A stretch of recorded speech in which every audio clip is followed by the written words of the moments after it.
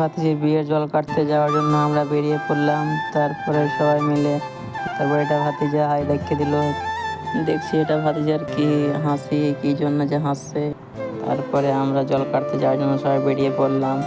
তারপরে জল কাটতে যাওয়ার সময় এর তো টেনশন লেগে গেল এর মোবাইল দেখে।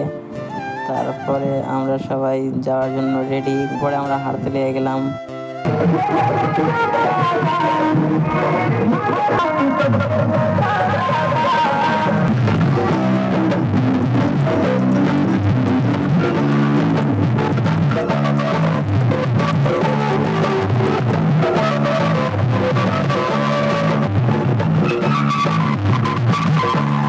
তারপরে আমরা আগে আগে পালিয়ে চলে আসলাম, কারণ আমরা ডান্স করবো না, তাই বাড়ি যাওয়ার জন্য।